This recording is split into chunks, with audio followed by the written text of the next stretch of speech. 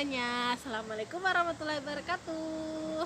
Bagaimana kabarnya semuanya? Semoga tetap sehat di kala pandemi ini ya. Perkenalkan, saya Akidah Absari Nugrahani, mahasiswi Pasca Sarjana UIN Sunan Kalijaga Yogyakarta, jurusan Pendidikan Islam Anak Usia Dini. Di sini saya akan menyampaikan materi tentang prospek studi hadis di Indonesia dalam mata kuliah studi hadis dan yang diampu oleh Profesor Dr. Hajah Ibu Marhumah. Mari simak penjelasan saya ya.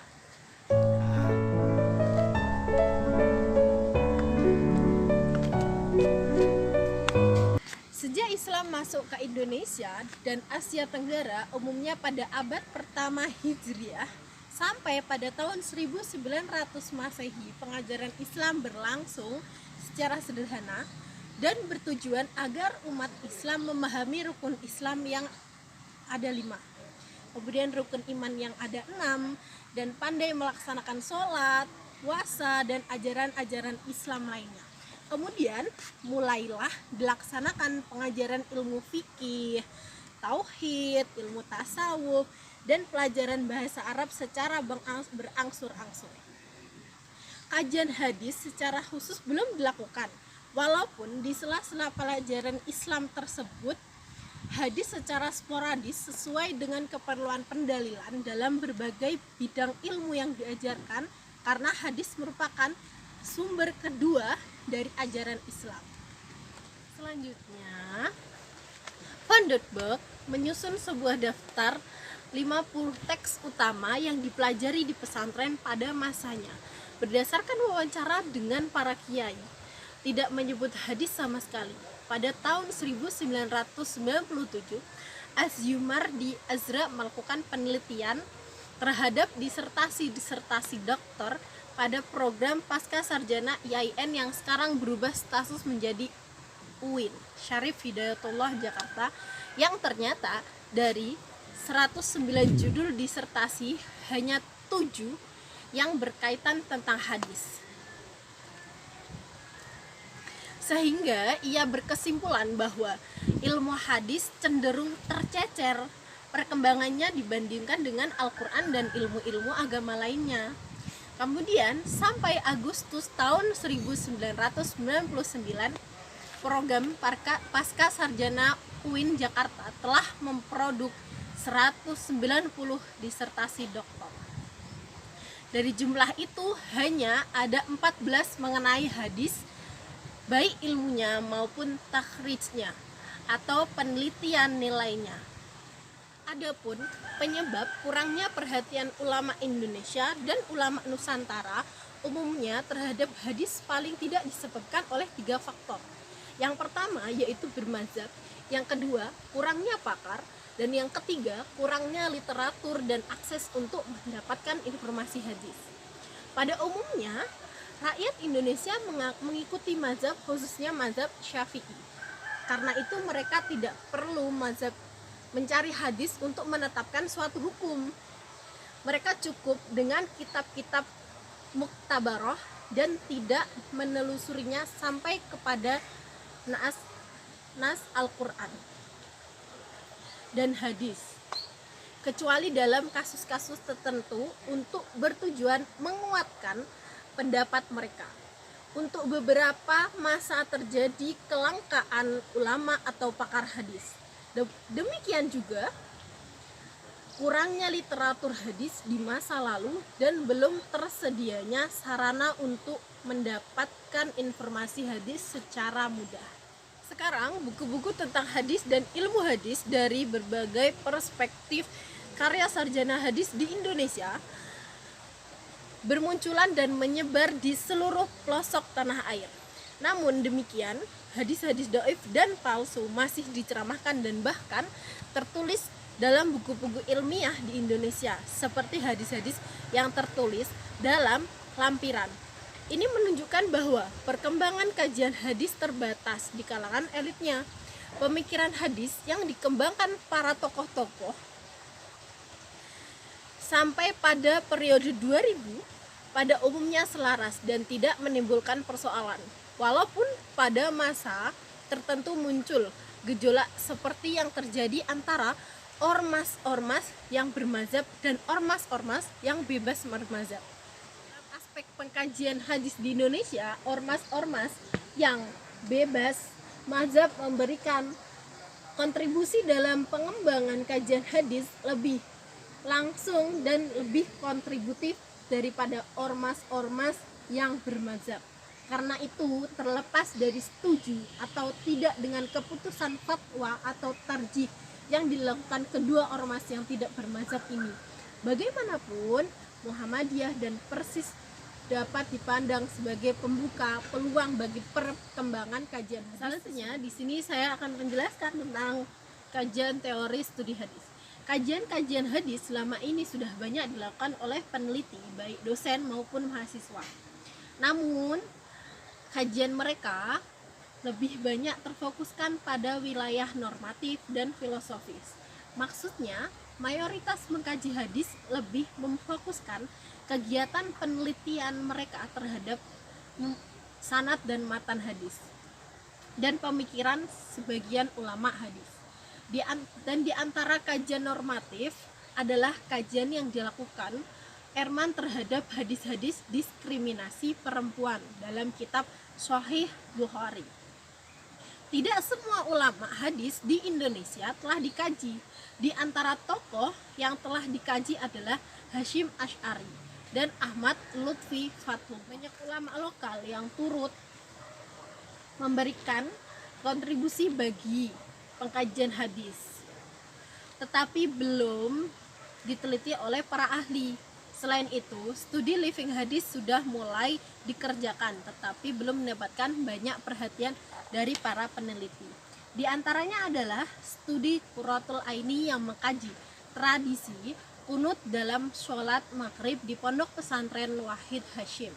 Lebih dari itu, mereka yang mengaku sebagai pengkaji hadis pada tataran historis dan empiris untuk menguak bagaimana peran dan kontribusi ulama, organisasi Islam, dan lembaga-lembaga Islam bagi penguatan dan pelestarian tradisi hadis dan ilmu hadis di Nusantara.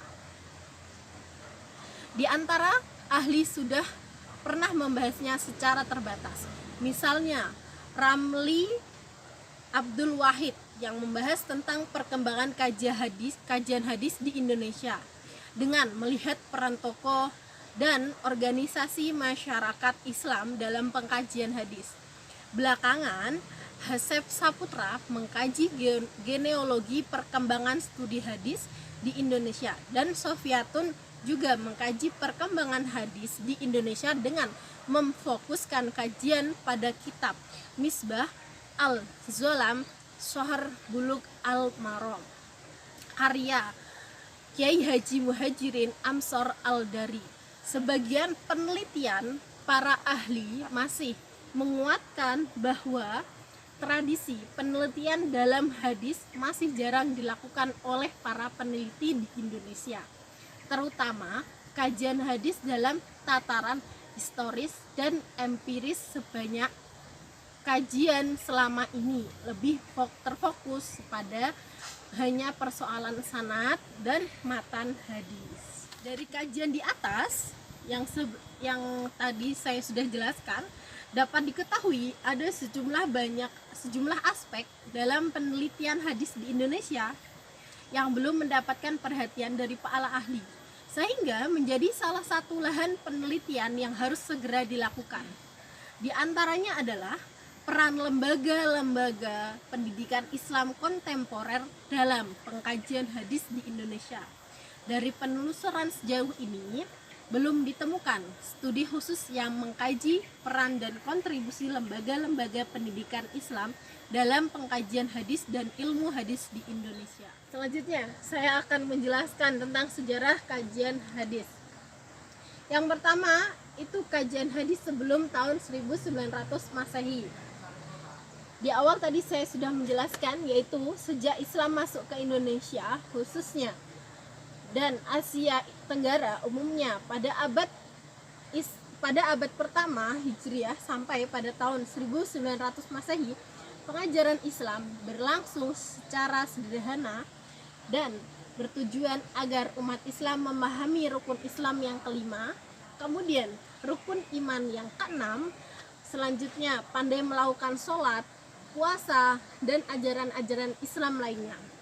Kemudian mulailah dilaksanakan pengajaran ilmu fikih, kemudian ilmu tauhid, ilmu tasawuf, dan pelajaran bahasa Arab secara berangsur-angsur.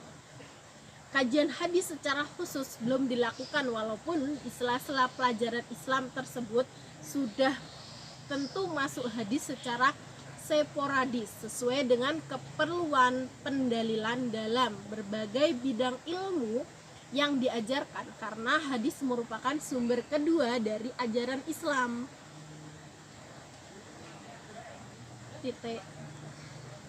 Yaitu yang kedua, kajian hadis periode 1900 sampai 1960. Setelah tahun 1900 Masehi, kajian hadis meningkat karena lahirnya pondok pesantren dan madrasah serta ormas-ormas yang tidak menganut mazhab. Haji Mahmud Yunus telah mencatat dalam bukunya Sejarah Pendidikan Islam di Indonesia sejumlah nama pesantren dan madrasah yang lahir pada waktu itu, serta nama kitab-kitab yang diajarkan di sana. Hadis dan ilmu hadis menjadi bagian kurikulumnya. Di Jawa, pesantren Tebu Ireng yang didirikan pada tahun 1899 untuk tingkat ibtidaiyahnya. Hadis tidak terlihat sebagai mata pelajaran. Untuk tingkat sanawiyah diajarkan kitab Riyadhus Shalihin. Di Jombang berdiri pondok pesantren Rajoso pada 1919 mengajarkan matan al-arba'in nawawiyah atau biasanya yang dinamakan Arba'in Nawawi. Kemudian ada Bulughul Maram, kemudian ada At-Tajrij As-Shahih dan Hadis Al-Bukhari dan Mustalah Hadis karya Mahmud Yunus. Aspek pengkajian hadis di Indonesia, ormas-ormas yang bebas mazhab memberikan kontribusi dalam pengembangan kajian hadis lebih langsung dan lebih kontributif daripada ormas-ormas yang bermazhab. Karena itu, terlepas dari setuju atau tidak dengan keputusan fatwa atau tarjih yang dilakukan kedua ormas yang tidak bermazhab ini, bagaimanapun Muhammadiyah dan Persis dapat dipandang sebagai pembuka peluang bagi perkembangan kajian hadis. Lanjut. Yang ketiga, itu ada kajian hadis periode 1960 sampai 1980. Periode ini ditandai dengan lahirnya perguruan tinggi. Karena itu, pengajaran hadis di Indonesia mengalami lompatan yang signifikan. Dari pengajaran hadis yang sederhana di pesantren kepada pengajian hadis secara akademis di berbagai fakultas. Di perguruan tinggi, hadis diajarkan secara sistematis dengan memperkenalkan periodisasi sejarah perkembangan hadis, asbab al-wurud, jahr wa ta'dil, tokoh-tokoh hadis, ilmu riwayah, ilmu diroyah, dan membaca kitab syarah hadis. Memang pengajaran hadis di perguruan tinggi pada saat itu masih sederhana, belum sampai kepada penerapan takhrij hadis, penelitian sanad, penelitian matan, dan berbagai kitab rijal hadis. Bahasan-bahasan tersebut di bawah ini nanti akan diajarkan di tingkat pasca sarjana. Akibat dari pengajaran di S1 masih dalam tingkat sederhana, maka dosen-dosen yang kemudian melanjutkan ke pasca sarjana merasa bahwa ilmu takhrij hadis dan penelitian hadis seperti ilmu yang baru. Demikian juga akibatnya nanti ketika dibuka jurusan tafsir hadis di fakultas-fakultas mereka akan terasa kekurangan dosen. Yang keempat, lanjut ya, yaitu kajian hadis periode 1980 sampai 2000. Periode ini ditandai dengan dibukanya pasca sarjana di berbagai daerah. Pengajaran hadis di tingkat pasca, terutama di tingkat S3-nya, sudah jauh berbeda pengajaran hadis di tingkat S1. Kajian ini sudah mendalam dan komplikasi. Misalnya tentang penelitian sanad dan matan yang memerlukan keterampilan mencari hadis yang diteliti di semua sumber. Demikian juga nih, diperlukan keterampilan mencari rijal hadis di berbagai kitabnya, keterampilan menyelesaikan penilaian kritikus yang selalu berbeda. Seperti seorang periwayat hadis dinilai berbeda oleh para kritikus. Satu kritikus menilai thiqah, kritikus lain menilainya dhaif, dan kritikus yang ketiga ini terdapat seorang periwayat kritikus yang ketiga ini menilainya laba sabih. Bahkan kadang-kadang terdapat seorang periwayat yang dinilai oleh para kritikus sebagai periwayat thiqah mudallis. Ini merupakan masalah lain adalah terdapatnya hadis-hadis mu'allaq dalam Sahih Al-Bukhari dan Sahih Muslim. Dalam seminar-seminar kelas hadis muncul lagi pertanyaan. Ingkar sunnah, pandangan-pandangan aliran terhadap hadis dan pandangan orientalis. Sesuai dengan sikap orientalis yang tidak percaya kepada Al-Quran dan hadis serta kesukaan mereka melakukan penelitian dalam masalah-masalah yang rumit, maka mereka menemukan kelemahan-kelemahan dalam hadis sehingga menimbulkan teori-teori yang melemahkan kedudukan hadis. Demikianlah seterusnya pengkajian hadis berkembang, maju, luas, dan kadang-kadang melampaui batas.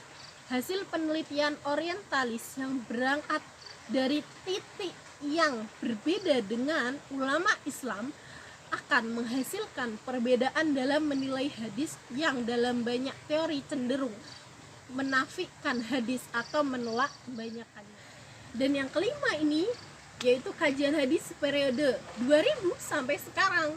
Interaksi dan dinamika dalam pengkajian hadis tersebut di atas membawa kepada kemajuan yang sangat signifikan.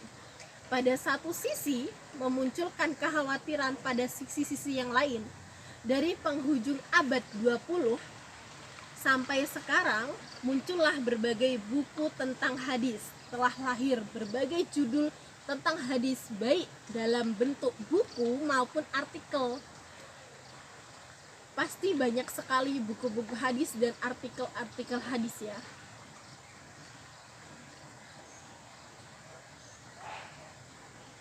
Satu hal perlu dicatat bahwa Asosiasi Ilmu Hadis atau ASILHA telah lahir di Yogyakarta dan telah melakukan beberapa kali seminar dan konferensi. Konferensinya yang terakhir berlangsung di UIN Jakarta pada tanggal 6 sampai 8 November 2017 dengan nama kegiatannya yaitu International Conference on Quran and Hadith Studies 2017. Dalam konferensi itu telah dibahas 12 judul besar yang masing-masing mempunyai minimal 4 topik sampai 9 topik. Setiap topik dipresentasikan minimal oleh 1 orang sehingga jumlah peserta yang mempresentasikan makalah lebih 50 orang. Di antara judul satunya yang besar itu adalah Issues on Methodology of Quran and Hadith Studies, Living and Hadith atau Sunnah in Indonesia. Selanjutnya yaitu tokoh pengkaji hadis di Indonesia. Itu ada 10. Yang pertama itu ada Syekh Nuruddin Ar-Raniwi. Yang kedua ada Syekh Muhammad Idris Al-Marbawi. Yang ketiga ada Ahmad Surkati. Yang keempat ada Ahmad Hasan. Yang kelima ada T.M. Hasbi As-Sidqi. Yang keenam ada Fathur Rahman. Yang ketujuh ada Muhammad Syuhudi Ismail. Yang kedelapan ada Ali Mustafa Yakub. Yang kesembilan ada Ahmad Lutfi Fatullah. Yang kesepuluh ada Syekh Muhammad Husni Ginting Al-Langkati. Selanjutnya yaitu prospek kajian hadis ke depan. Yang pertama itu peningkatan kajian hadis.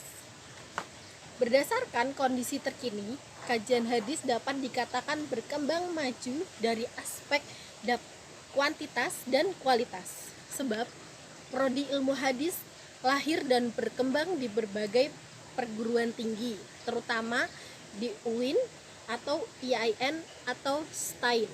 Sebagaimana disebutkan sebelumnya, bagaimanapun keadaan ini menambah jumlah mengkaji hadis serta penyebaran secara luas. Dengan lahirnya prodi hadis di berbagai tempat, alumni S1, S2, dan S3 akan bertambah banyak.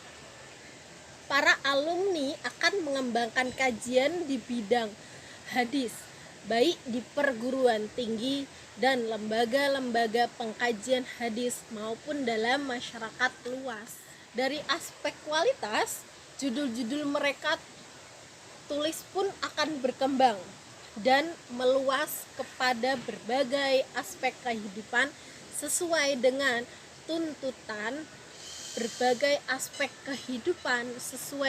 tuntutan zaman.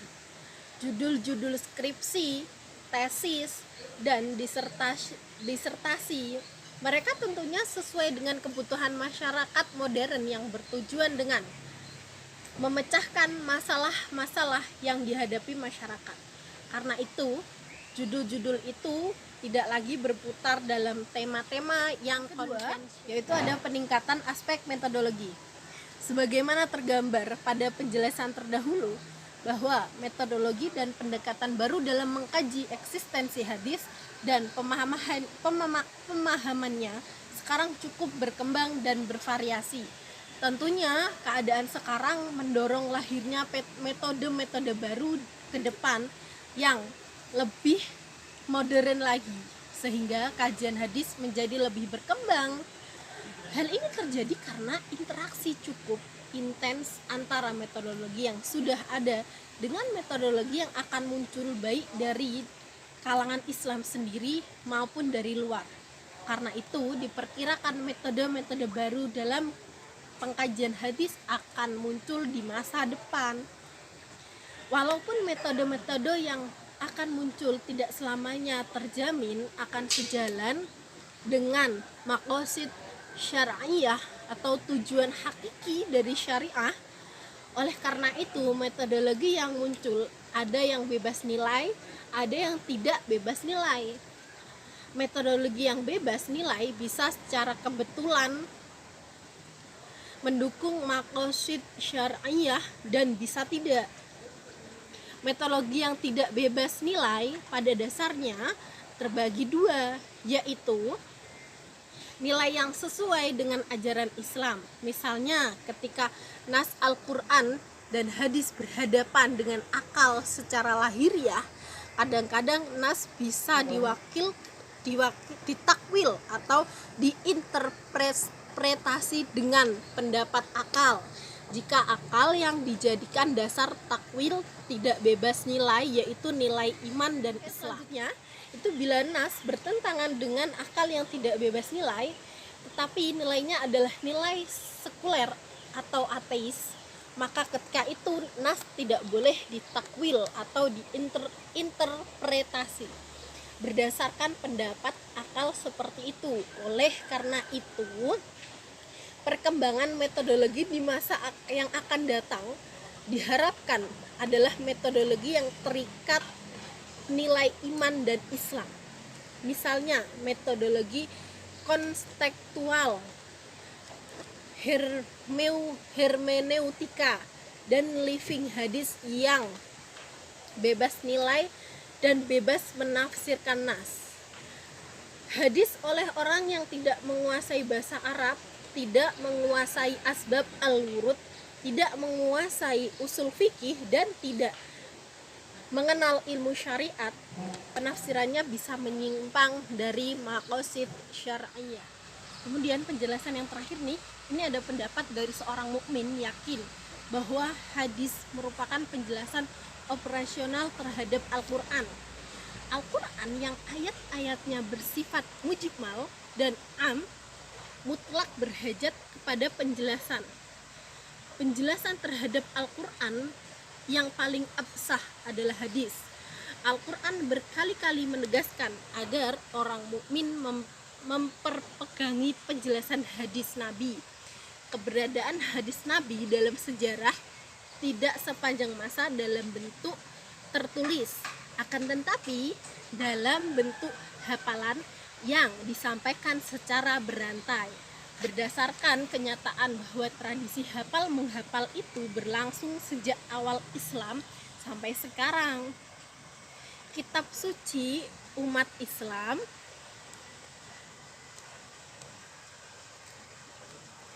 selanjutnya ya, kitab suci umat Islam, Al-Quran dihafal bukan hanya oleh ulamanya, tapi juga anak-anak dan remaja. Mesir mempunyai 12,3 juta hafiz Al-Quran secara sempurna. 1/5 penduduk Libya terdapat tradisi hafal menghafal sekalipun yang bertumpu pada dokumentasi semata tidak sah diterapkan kepada penelitian.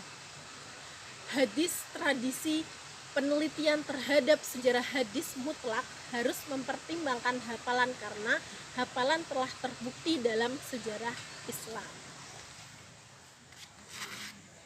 Dan untuk kesimpulannya dari penjelasan di atas yaitu dapat disimpulkan bahwa perkembangan pengkajian hadis di Indonesia telah berlangsung secara bertahap, mulai dari keadaan hadis tidak masuk kurikulum, kemudian masuk kurikulum tingkat pesantren, kemudian masuk kurikulum tingkat perguruan tinggi, kemudian masuk kurikulum tingkat pasca sarjana, sampai kepada kemajuan yang dihasilkannya. Keadaan kajian hadis sekarang telah maju pesat dengan dibukanya program studi ilmu hadis di berbagai perguruan tinggi negeri Islam, mulai dari jenjang S1, S2, dan S3, sehingga bermunculan skripsi, tesis, dan disertasi dengan berbagai judul yang inovatif. Demikian juga metode dan pendekatan yang diterapkan dalam karya-karya sarjana tersebut dan buku-buku yang dipublikasikan para sarjana. Kemajuan ini menunjukkan bahwa perkembangan dan kemajuan kajian hadis baik secara kuantitas maupun kualitas di Indonesia berdasarkan pendekatan sejarah dan metode komparatif dapat dipahami bahwa keterbelakangan kajian hadis dan kemajuannya didasarkan kepada kondisi dan faktor-faktor tertentu. Dari keadaan ini dapat diperkirakan kajian hadis ke depan akan lebih maju lagi. Namun kajian hadis tidak lepas dari tantangan dan ekses yang mungkin timbul dari kemajuan tersebut. Untuk mencermati dan mengatasi masalah yang timbul ini perlu dilakukan upaya pemahaman dan penguatan akidah serta penyempurnaan terhadap metode dan pendekatan yang diterapkan dalam mengembangkan kajian hadis di Indonesia. Dan sekian dari saya. Terima kasih untuk teman-teman semua sudah melihat video saya tentang prospek studi hadis di Indonesia. Silahkan di like, komen, dan subscribe. Untuk teman-teman semua yang ingin memberi tanggapan atau pertanyaan,